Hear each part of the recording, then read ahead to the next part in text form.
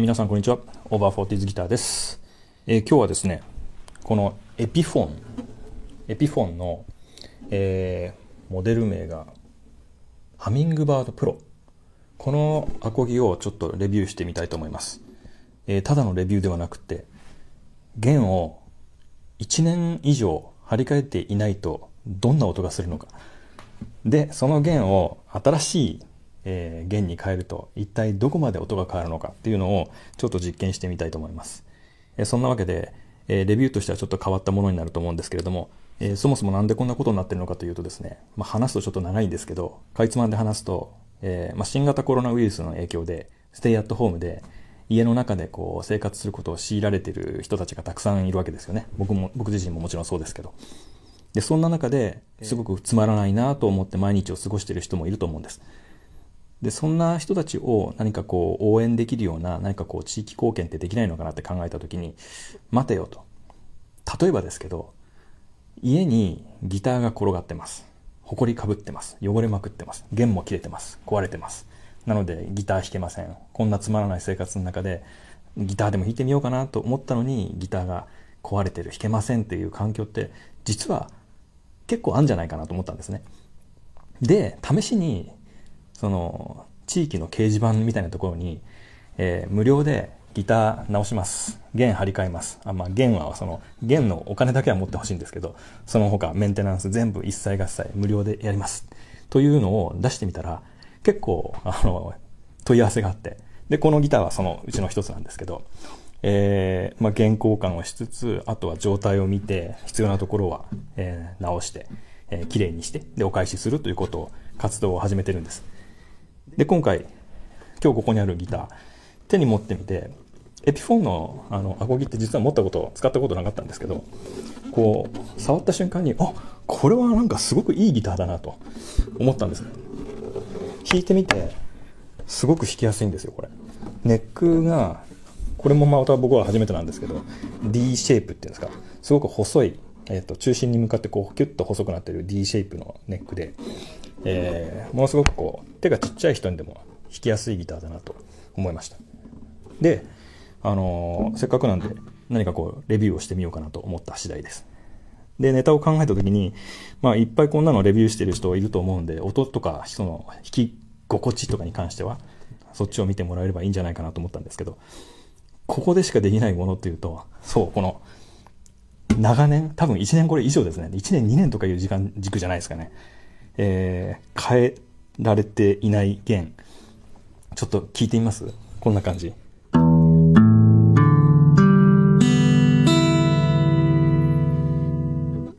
う完全にこの低音源はもう死んでますね、これね。で、高音源はかろうじて生きてますけど、よく見るとかなりサビが、まだそれでもよくこんな1年も変えてなくてここまでの状態保ってるなと感心するぐらいですよね。でもずっとなんかこうずっと好きで弾いてるみたいで、せっかくなんでいい状態でお返ししてあげたいなと思うんですよね。で、これ中も結構綺麗なもんで、本当によく丁寧に作られてるなと感心するんですよね。この、ちょっと見えないかな。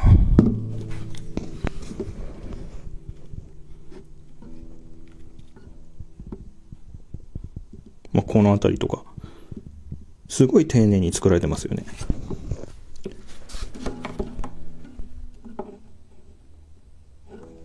持った感じとか、もう持った瞬間に分かるんですよね。これは本当にいい作りのギターだなって。ブリッジこんな感じで、実はネックこれダブテール接続されてるみたいなんですね。ボルトオンじゃなくてダブテールと。結構本格派で、さらにすごいと思ったのが、こんな全然メンテもしてないギターなのにネックがもうドストレート、全く曲がってない。ネックの曲がってなさが分かりますかね、これ。分かんないかな。めちゃめちゃまっすぐ。裏から見てもボディも一切こう曲がってないし、裏もすごい綺麗なもんですね。もうピッカピカ。本当こんないいギターなんで、指板とかはちょっとやっぱり汚れちゃってますよね。弦もかなりサビが来てる。ちょっとじゃあこの弦を変える前に、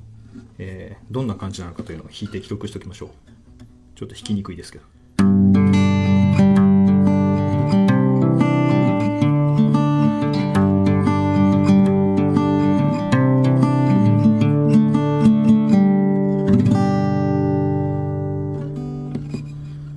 めっちゃ弾きにくい。弾きにくいって体勢の話です。ギター自体はすごい弾きやすいんですけど、これほんと弾きやすいギターですね。これめっちゃ握りやすい。今度作るギターこの形にしようかな。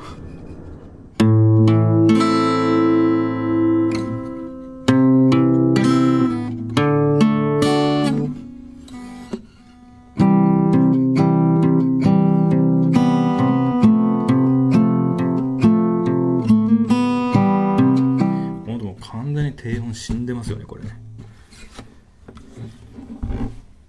このギターを最初に握った時の印象が、うわ、ネック細っって思ったんですけど、測ってみたら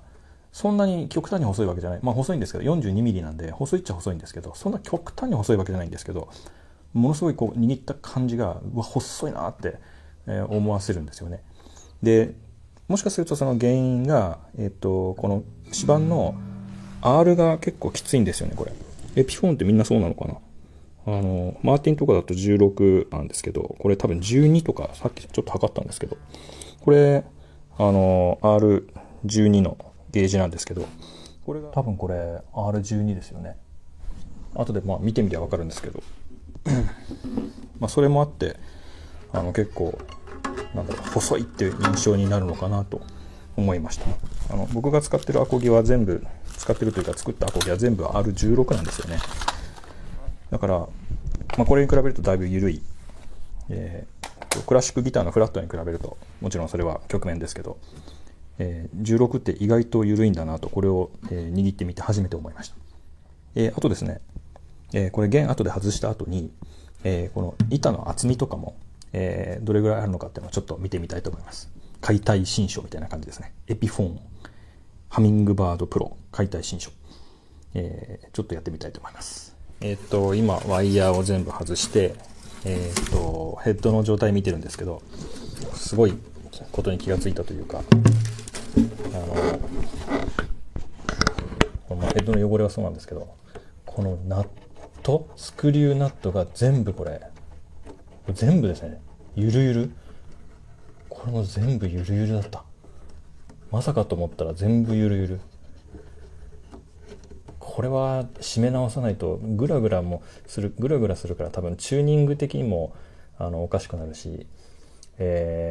もしかしたらこの辺弾いてる時に振動してたかもしれない。だからバズサウンドっていうんですか、バズってたかもしれないですね、これね。なのでこれは直してあげないとダメです。あとは1弦と5弦のこのチューナーのペグ、チューニングペグがこれゆるゆるなんで、後でちょっと締め直せるのかな。締め直せますね、これね。なので締め直してあげようかなと思います。調べてみてよかった。僕の場合はインスペクションシートっていうのを作っていて、各項目全部問題がないか、車の点検みたいなもんですけど、それに合わせて全部調べていって、問題があればそこで書いて直して、数値も弦の高さとか12フレットのところと1フレットのところと、弦の高さを測って書いておいたりとか、あとは6弦のそのタッチテストとか、3弦を押さえた時の1弦タッチテストとか、その辺も全部含めてインスペクションシートに書いてます。さて次はこの板の厚みをちょっと測ってみようと思います。で、厚みを測るにはこういう、マジックプローブっていうものを使って、こう磁石とプローブの間に板を挟むことで板の厚さを測る仕組みなんですけど、結果はこのデバイスに、iPhone とか、Android とかに出すことができます。というわけでちょっとやってみましょう。これをマグネットを入れて X ブレースなんで、X ブレースの位置をこう見ながら磁石をくっつけると、よいしょ、この辺だと 3.32 ミリですね。結構分厚いですね。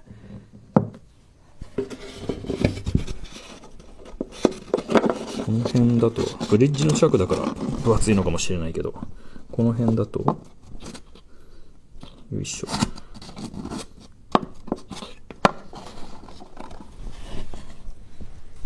3.42。もうちょっとずらしてみましょうか。3.45、3.35、32。だいたいこう端っこに行くに従って薄くしていくのがセオリーなんですけど、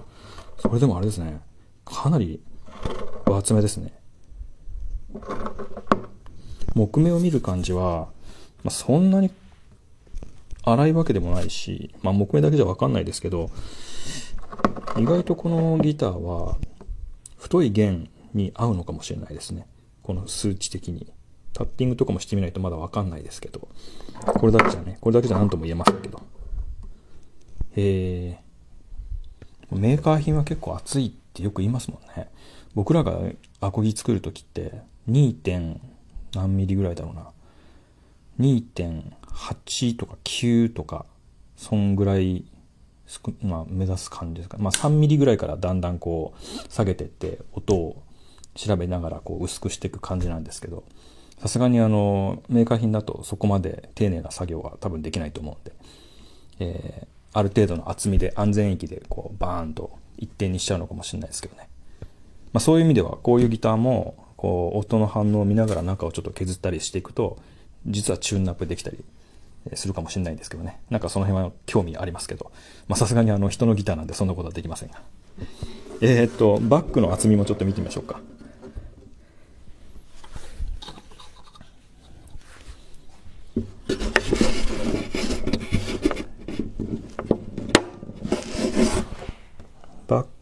バックはね、2.79 とか。バックだいたい 2.5 ミリぐらいにするんですけどね、普通は。2.5 ミリぐらいにして、おそらくこの上塗り、ニスじゃなくてこれポリウレタンかなんかですかね。の厚みで、それぐらい増えてるのかもしれないですけど。よいしょ。ちょっとやりにくいな。よ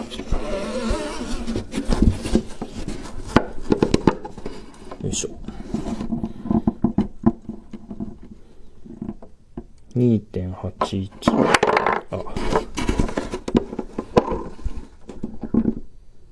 2.87。2.84。大体でもそんなもんですね。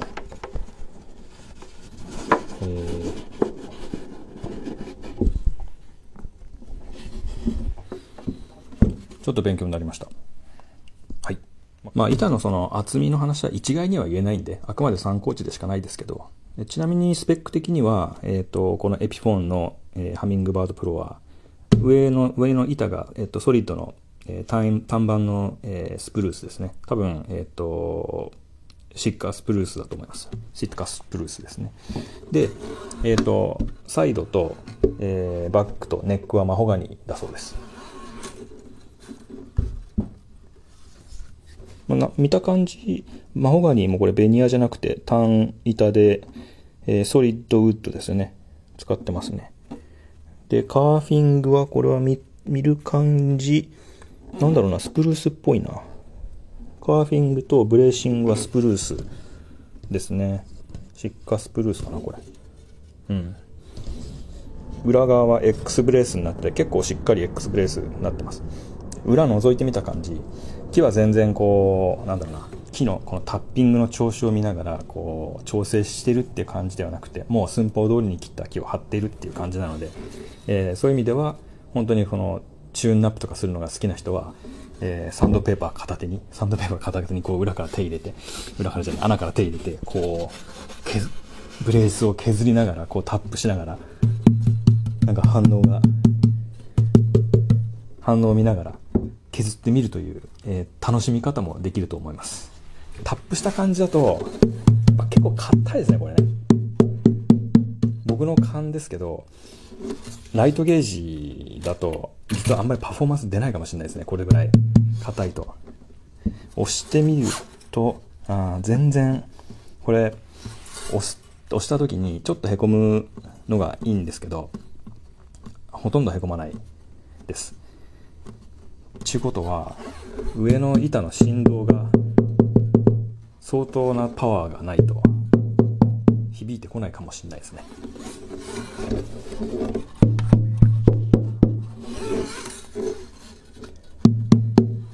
ただまあそれも僕も別にプロのギター作り屋さんじゃないんで、こんなこと言っておきながら実は弦張ってみたらおすごいいい音するじゃんっていう話になるかもしれないですし、実際そんな気もしますしね。厚みとかタッピングとか一概には言えないのかもしれません。全ては一つの楽器としてこうどうバランスされてるかっていう話なんで。じゃあまあもう弦外しちゃってそろそろあとは綺麗にして、まあフレットの掃除とかちょっと高さレベル合わせとかをして、掃除に入りたいと思います。でさっきチェックした時にほとんどフレット問題なかったんですけど、この第2フレットの真ん中だけがちょっと高いんですよ、他に比べると。どうやって調べるかっていうと、こういうこのフレットレベラー、フレットロッカーとか言ったりするんですけど、これをこうフレット3個のところに置いて、で揺らしてみてカタカタ言うってことはこいつが高いってことなんですよね。普通は言わないんです。こういうのとか揺らしても全くなんともうんともすんとも言わないんですけど、ここだけこれ分かります？カタカタ言うんですよ。ってことは2フレットのここだけちょっと高くなっちゃってるんですね。ここが高いとどうなるかっていうと、1フレを押さえた時に当たる可能性があるんですよね。だからバズっちゃう。なのでこういったツールを使って調べて、そこの高いところをノックダウンというかヤスリで削ってあげるんですけど、結構ね大変だったりするんですけど、こいつのすごいところはここにヤスリついてるんですね。このダイヤモンドヤスリが。フラットなところにヤスリがついてるんで、どういうことかっていうと、高いところだけこうやってやると削れるという素晴らしい武器です。こいつは結構助かります。なので一応全部ねこう幅に合わせて、あんまりこういくと4つとか5つとかにかぶっちゃう。これ見えてないわ。あんまこっちの方に行くと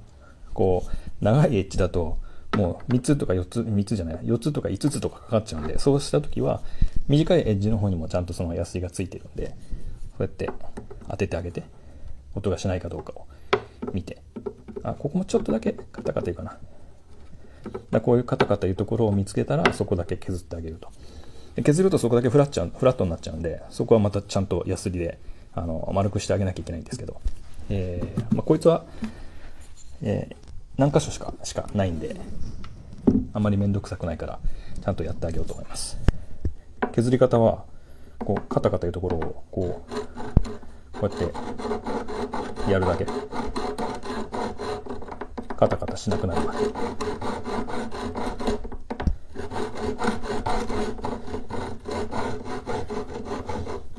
こっちでもいいですけど、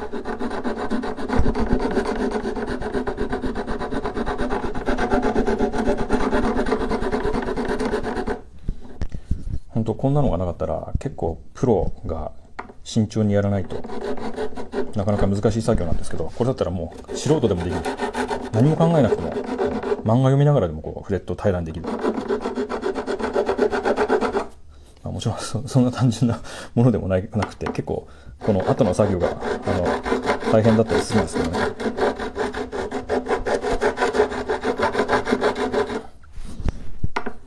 はい、これでカタカタなく、これまだもう少しだな。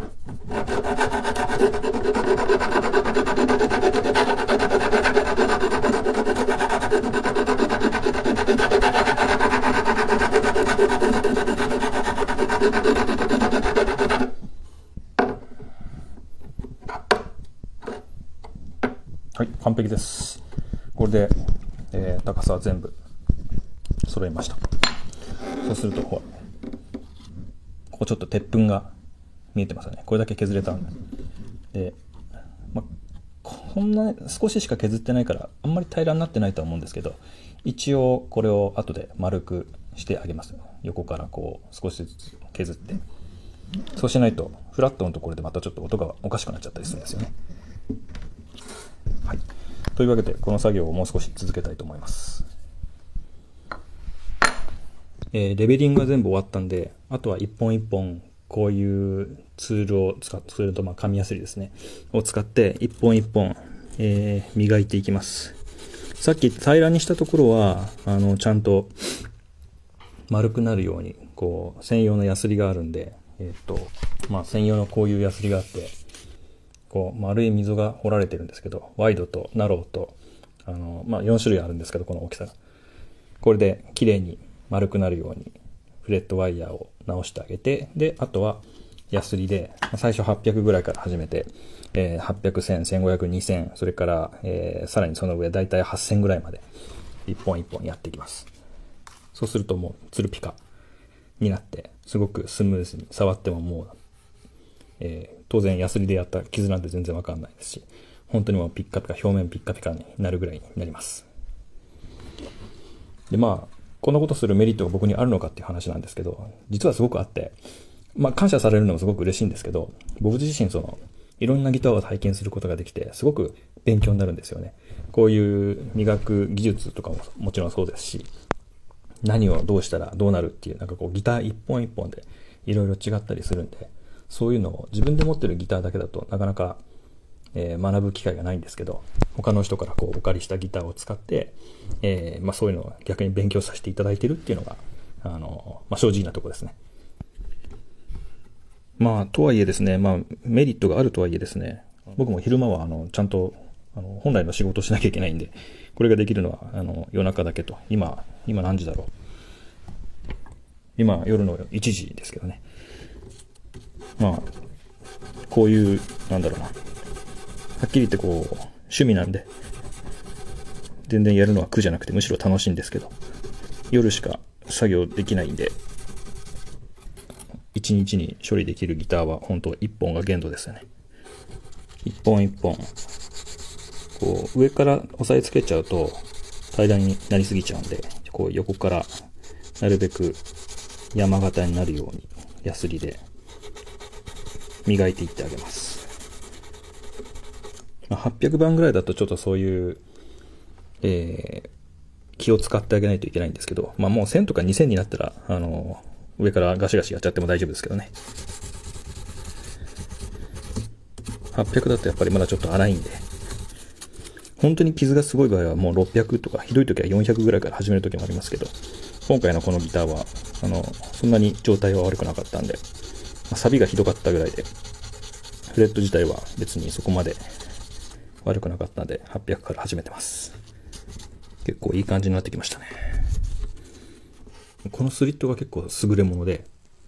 これ単純にヤスリをかけちゃうと指板が傷ついちゃうじゃないですか。これをカポンってはめると、もうこのフレットの部分だけがヤスリ掛けできると。他は傷つけず。ものすごい重宝しますね、これ。優れもんです。これ考えたやつ天才ですね。指板の方は、ヤスリ掛けまで終わって、あとはオイルを塗るところまで来ました。すっかり綺麗になりました。で、今もうボディの掃除の方に入ってるんですけど、すごい、さすがにこの価格帯というか、多分これアメリカで400ドル、500ドルぐらいするんですかね。日本だとどれぐらいするんだろう。6、7万ぐらいするんですかね、新品で。この価格帯になると、さすがにこれ骨のサドル、ブリッジサドルが骨で、しかもスキャロッピングっていうんですかね、このデコボコ、このイントネーションを音程を調整するためのスキャロッピングが半端ないというか、ものすごい細かい、こんなのあんま見たことないんですけどね、すごい細かいスキャロッピングがされてると。すごいですね、これね。で、さらにこれサドルの下にピックアップがついてるんですよね、これね。ちょっと気づかなかったんですけど、そう言われてみれば、ここにチューナーじゃないや。ここ見えてない。そう言われてみれば、こっち側に電子機器的なものがついてて、これあれですね。エレアコだったんですね。中見てみたら、ちゃんと、ここに、お尻のところに、ここにジャックというかジャック挿す穴があってアンプにつながるんですね、これね。でちゃんとサドルの下にこのピックアップがついてるという、かなりこれ高級バージョンじゃないですか。これ素晴らしいですね。後でちょっとアンプにもつないでみようかなと思います。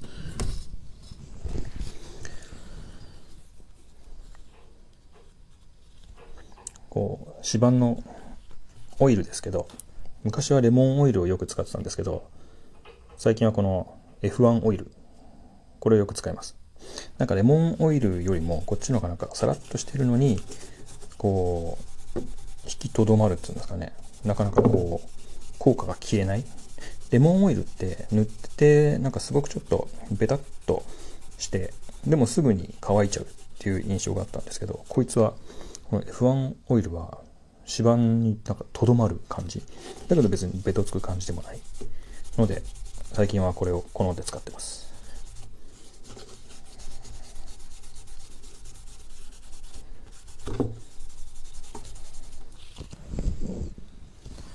この指板のオイリングのコツは、オイルをつけすぎない。つけすぎちゃうと本当もうべったりしちゃうんで、つけすぎずだけど足りなすぎず、こう根気よくこう何度もこうこすってあげるといい感じで伸びていきます。でしっかりこのフレットのワイヤーの下もこう爪でこう入れてあげる感じで全体にオイルを伸ばしていきます。そうするとすごく薄く、いい感じに伸びて全体的にまんべんなくオイルを塗ることができます。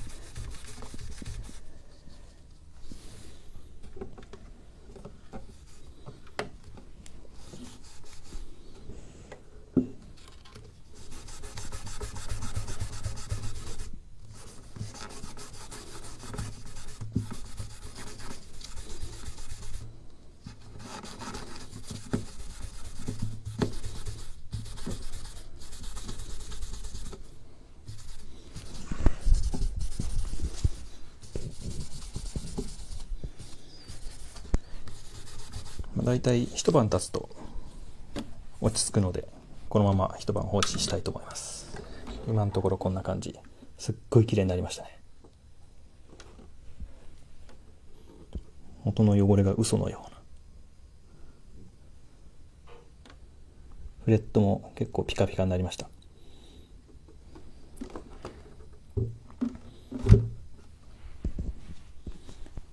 はい、というわけでボディのポリッシュまで終わりました。めちゃめちゃピッカピカです。すごい綺麗になりました。もう新品みたいですね、これ。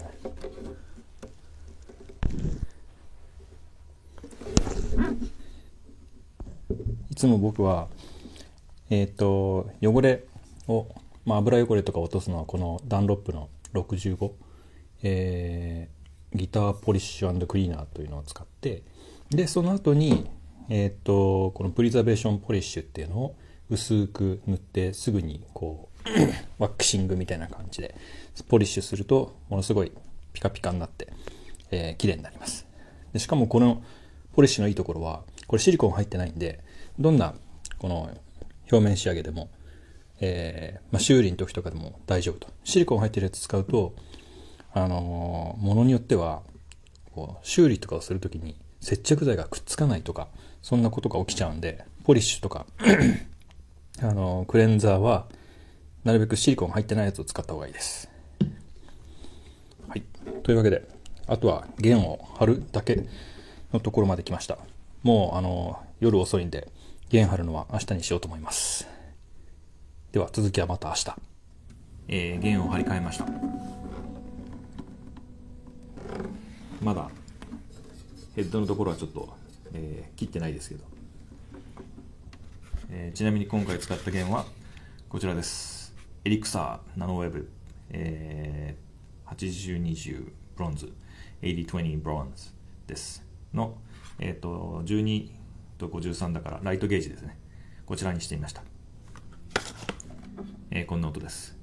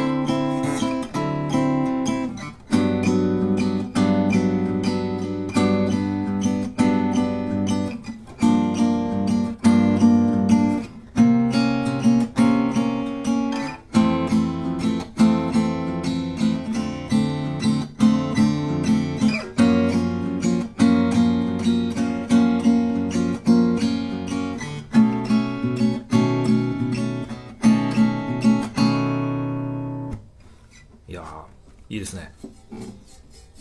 一本欲しくなりました。でもさすがに数年なのかな、1年って言ってましたけど、